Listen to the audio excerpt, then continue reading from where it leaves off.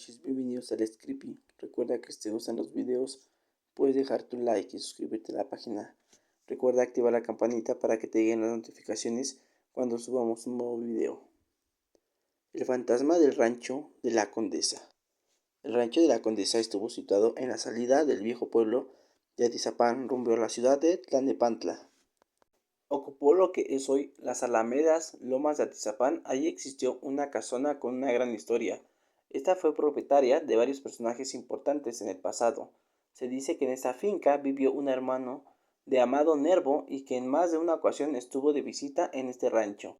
Entre sus antecedentes se sabe que durante la colonia fueron tierras del rancho de los Delgado, limítrofe con el pueblo de Calacoyuán, hacia Santa Mónica, pueblo de Atizapán, Hacienda El Pedregal y Rancho San Miguel Chiluca. Funcionó como rancho hasta bien entrando en el siglo XX, cuando empezaron a construir fraccionamientos como las Alamedas, Lomas de Atizapán, etc.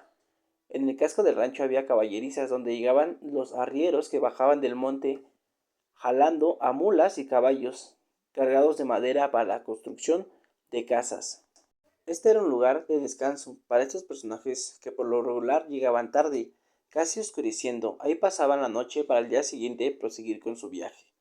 Nos da cuenta que una persona de nombre Octavio Ruano Lasco un buen día llegó, ya cansado con sus animales cargados de madera. Ahí se dispuso a dormir. Las mismas caballerizas apenas había cerrado los ojos y sintió una fuerte mirada que provenía de algo que estaba cerca de la puerta. Al abrir los ojos vio un bulto blanco con una figura humana que flotaba como a 30 centímetros del suelo. Sin movimiento sentía una mirada, pero no lo podía ver a la cara, aunque estaba medio alumbrado con un quinqué, un envase de vidrio en su interior contenía petróleo y en su parte de la alta mecha que prendía con fuego y alumbraba. Octavio no se espantó. De momento le preguntó quién era, qué quería. Sin recibir respuesta, el bulto blanco se fue sin hacer ningún movimiento. Tomó rumbo a la puerta que estaba cerrada y salió sin abrir la puerta. Solo la traspasó. Varias veces se repite este mismo episodio. Otro relato del mismo bulto blanco se hace presente en esas mismas fechas, allá por los años de 1950 y 1960, en la misma época del relato anterior, cuando aún había poco transporte en Tlalnepantla a Atizapán. Una familia humilde, recién casados de apellidos Gómez Guzmán, trabajaban en una pulquería ubicada a la orilla de las vías de los ferrocarril que llegaba a Tlalnepantla. Por lo regular cerraban su negocio entre las 10 o 11 de la noche. Se trasladaban en bicicleta de carga con portabulto a su domicilio. Siempre llegaban a su hogar pasadas de las 12 de la noche. El señor Gómez González conducía la bicicleta, la señora atrás sentada en el portabultos. En ocasiones cargaban con uno de sus hijos pequeños. En una ocasión, cuando iban rumbo a Atizapán por esa vieja carretera de doble sentido recién pavimentada en 1940 y luego en 1948 la repavimentaron a la altura del casco del rancho de la Condesa, alguna vez propiedad de la condesa de Maravil, de ahí el nombre del rancho. Iban como siempre platicando cómo les había ido en el negocio, cuando de repente vieron un bulto blanco con la figura humana deslizándose sobre las hierbas a la orilla del camino. Vieron cómo se les iba encima, pero antes de tocarlo se desvanecía. En otras ocasiones el bulto rodeaba de sur a norte sobre el camino que había al interior de la vieja casona, siempre sin hacer ningún ruido. Flotaba sobre las ramas y con rumbo a ellos. Nunca hizo contacto con este matrimonio, ya muy familiarizado con este fantasma. Cada vez que pasaban sabían que lo encontrarían. Nunca intentaron preguntarle qué quería. Tiempo después vino la urbanización. Primeramente se formó el fraccionamiento Jardines de Atizapán, luego las Alamedas. Cuando se construyó en el último fraccionamiento metieron máquinas para derrumbar la vieja casona. Un operador de una máquina metió la pala de fierro al azar. Empezaron a salir lingotes de monedas de oro. Eran 5 barriles de los pulqueros. Inteligentemente, este operador de la máquina dejó caer la pala y le quitó unos alambres a la excavadora.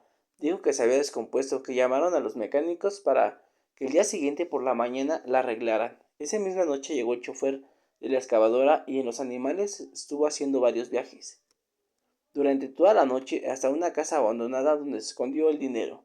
Desde ese día no se volvió a ver al trabajador de la máquina varada. Solo en algunas ocasiones se le veía llegar por las tardes a la casona abandonada, hasta que un día ya no se le vio más. Posteriormente a este evento, también el bulto blanco del rancho de la condesa no se volvió a ver más. Todo parecía indicar que el bulto blanco anunciaba la presencia del dinero en ese lugar.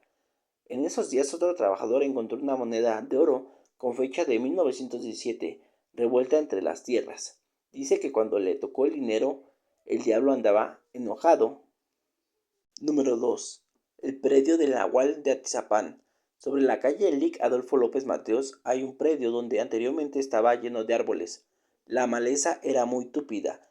Prácticamente era una pequeña selva en pleno Atizapán. Los principios de árboles eran fresnos, árboles de Perú, piru, magueyes, pulqueros, flores silvestres. Daba miedo meterse ahí por la gran cantidad de arañas y víboras que ahí habitaban. Antes del año 1970, la calle principal que va de Nicolás Romero a la ciudad de Tlalnepantla era terracería. Después de este año pavimentaron y se modernizó Tizapán, pero el predio seguía intacto. En ese lugar, en esos años, se construyó la segunda escuela primaria del municipio Vicente Guerrero. El doctor Mariano Gerardo López había sido la primera escuela con el edificio propio de Nazapán. Hay que recordar que anteriormente se había tenido la primaria Emiliano Zapata, con los salones regados en el centro de Iztapán. De este predio se cuentan numerosas leyendas, como la del muerto y otras, pero la que más conocía era la del Nahual.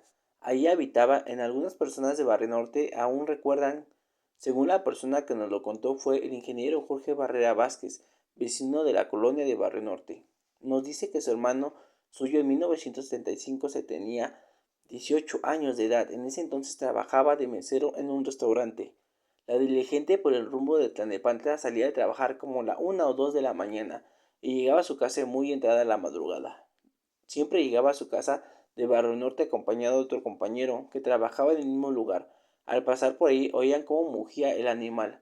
Era como un toro, por lo que estaban pendientes que no fuera a salir. Varias veces pasó el mismo episodio hasta que un buen día no se quedaron con la tentación y armándose de valor encontraron un predio. Buscaron entre la maleza esperando encontrar al animal, pero no se veía nada. Lo mismo pasó al día siguiente y en varias ocasiones, hasta que incursionaron, que hicieron más adentro, vieron la figura como de un perro grande, como el tamaño de un toro. Su color era negro, la cabeza no era de perro, sino de un lobo o un coyote. Los ojos le brillaban como lumbre. Mugía como un toro, las patas tenía grandes pezuñas. Casi no se movía, pero el nahual los miraba fijamente. De momento se quedaron paralizados y como si hubieran puesto de acuerdo, dieron la vuelta y salieron desfavorecidos corriendo a la calle de arriba. El animal los seguía a cierta distancia, no se acercaba ni se alejaba de los muchachos. Ya cansados seguían corriendo hasta que al llegar a la iglesia de San Francisco, tal como se acercaban a la iglesia, el animal se fue desvaneciendo hasta que desapareció. Pasaron varias veces después de ese episodio al salir de trabajar y solo oían los ruidos como de un animal amarrado, pero ya no se metieron a investigar. Luego uno de ellos se compró su coche y ya pasaron más por el lugar. En esos años se construyó la primaria Vicente Guerrero. El predio donde vivía el nahual desapareció y con eso la leyenda, que aún hoy en día se conoce por la gente grande y que aún vive.